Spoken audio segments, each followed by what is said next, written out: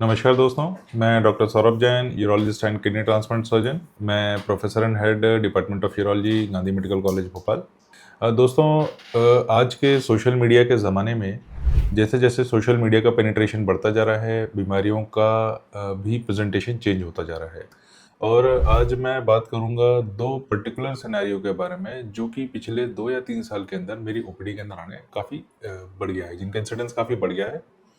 और इसमें से पहला सिनेरियो है कि स्पेशली कोई यंग मेल है जो सोशल मीडिया से या कहीं से भी बहुत इन्फ्लुएंस्ड है कि मुझे अपनी फिजिक पे ध्यान देना है। उसने जिम ज्वाइन किया और जिम में जाके उसको जिम इंस्ट्रक्टर ने या किसी भी अनट्रेन्ड पर्सन ने उसको, या उसे किसी दोस्त ने, या उसने कहीं सोशल मीडिया से एनाबॉलिक स्टेरॉइड के बारे में पढ़ा। ये एनाबॉलिक स्टेरॉइड क्या होता है? ये एक सिंथेटिक टेस्टोस्टेरोन होता है। टेस्टोस्टेरोन यानी कि हमारा बॉडी का मेल हार्मोन। तो ये वो इंजेक्शन लिया ताकि हमारी मसल ग्रोथ हो और जो मसल बल्क बढ़े।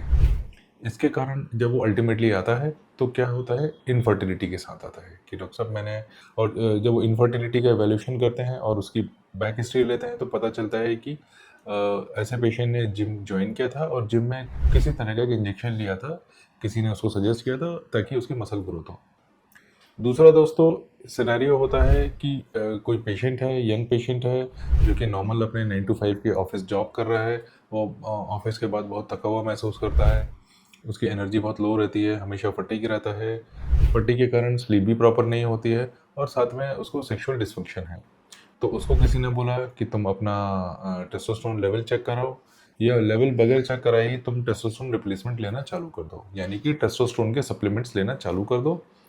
तो उससे पेशेंट ने ये तो नोटिस किया कि उसके जो सिम्टम्स थे वो इम्प्रूव हो गए हैं, जो इरेक्शन था वो इम्प्रूव हो गए हैं, लेकिन अल्टीमेटली कुछ सालों के बाद वो इनफर्टिलिटी के साथ प्रेजेंट कर रहा है, यानी कि शादी हो गई लेकिन बच्चे नहीं हो रहे हैं। जब स्पर्म काउंट कराया तो स्पर्म काउंट लो आ रही है। तो दोस्तों ये सिनेरियो आजकल मेरी ओपीडी में काफ़ी आने लगे हैं, और स्पेशली पिछले 2-3 साल से। तो इसका ये जो इनफर्टिलिटी है, ये टेस्टोस्टेरोन सप्लीमेंट रिलेटेड इनफर्टिलिटी है, और आज के इस टॉक में हम देखेंगे कि ये क्यों होती है और इसको हम कैसे डील करें। तो दोस्तों, इस टॉपिक को समझने के लिए पहले हमको समझना पड़ेगा कि ये टेस्टोस्टेरोन बनता कैसे है और कहाँ से आता है। तो टेस्टोस्टेरोन जो होता है, ये मेल हार्मोन होता है जो कि मेल्स की टेस्टिस के अंदर बनता है। टेस्टिस यानी कि अंडकोश, इनके अंदर इसका प्रोडक्शन होता है। और इसको बनाने के लिए हमारे ब्रेन के अंदर एक ग्लैंड होता है जिसको पिट्यूटरी ग्लैंड कहते हैं। पिट्यूटरी ग्लैंड वहाँ से कुछ हार्मोन सिक्रीट करता है। वो हार्मोन्स हमारे टेस्टिस को स्टिमुलेट करते हैं कि वो टेस्टोस्टेरोन बनाए। जैसे ही टेस्टोस्टेरोन बनता है और एक सर्टेन लेवल तक पहुँचता है, वो टेस्टोस्टेरोन जाके दोबारा ब्रेन को सिग्नल देता है कि भाई अब मैं सफिशिएंट क्वांटिटी में बन चुका हूँ, अब तुम हार्मोन सिक्रीट करना बंद करो। तो ब्रेन जो होता है वो हार्मोन सिक्रीट करना बंद करता है और धीरे धीरे टेस्टोस्टेरोन बनाना बंद कर देती है। जैसे ही टेस्टोस्टेरोन का लेवल कम होता है, ब्रेन के अंदर जो ग्लैंड होता है, पिट्यूटरी ग्लैंड है, वो फिर से स्टिमुलेट हो जाता है कि टेस्टोस्टेरोन कम हो गया। वो फिर से टेस्टिस को सिग्नल भेजता है कि अब तुम बनाना चालू करो। अब इस बीच होता क्या है, इस बीच अगर कोई बंदा ऐसा है जो फर्टाइल एज ग्रुप में है, यानी कि जो अभी अपनी फैमिली को एक्सटेंड करना चाह रहा है, अगर वो किसी भी कारण से, या तो उसको किसी ने सजेस्ट कर दिया कि तुमको थकान और ये सब जो सिम्टम है, ये जो सेक्सुअल डिस्फंक्शन हो रहा है, वो टेस्टोस्टेरोन की कमी के कारण हो रहा है, तुम टेस्टोस्टेरोन की इंजेक्शन ले लो। या फिर जिम में मसल ग्रोथ के लिए उसने आर्टिफिशियल टेस्टोस्टेरोन के सप्लीमेंट्स लेने चालू कर दिए। अब ये करेंगे क्या? ये करेंगे कि हमारे ब्लड के अंदर टेस्टोस्टेरोन के लेवल को एकदम से बढ़ा देंगे। जब ये बढ़ेगा तो ब्रेन में क्या सिग्नल जाएगा, हमारे पिट्यूटरी ग्लैंड में सिग्नल जाएगा कि टेस्टोस्टेरोन का लेवल एडिक्वेट है। अब टेस्टिस को सिग्नल भेजो कि वो टेस्टोस्टेरोन ना बनाए। टेस्टिस ने टेस्टोस्टेरोन तो बनाने कम कर दिए, लेकिन साथ में एक और सिग्नल जाता है जो जिसको हम कहते हैं FSH hormone, follicle stimulating hormone. ये जो होता है ये टेस्टिस से स्पर्म की प्रोडक्शन में हेल्प करता है।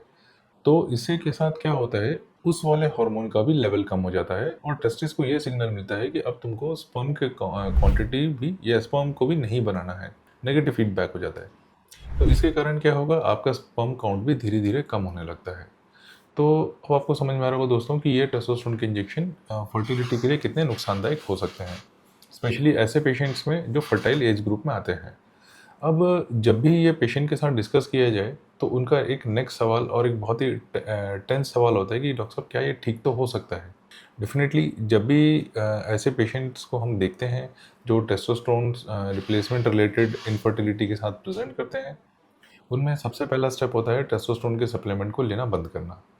जब भी ये हम इसको बंद करते हैं तो नॉर्मली टेस्टोस्टेरोन का जो लेवल है और जो फर्टिलिटी का जो लेवल है वो धीरे धीरे अपने नॉर्मल रेंज में आने लगता है, लेकिन उसको आने में टाइम लग सकता है। तो दोस्तों इस वीडियो के थ्रू मैं एक बहुत इंपॉर्टेंट मैसेज यही शेयर करना चाहता हूँ आपका एंड में, कि अगर आप फर्टाइल एज ग्रुप में हैं और अगर आप टेस्टोस्टेरोन लेने का प्लान कर रहे हैं या तो जिम में बॉडी बिल्डिंग के लिए या फिर सेक्सुअल डिसफंक्शन के लिए, तो सबसे पहले तो इसको अवॉइड करना चाहिए।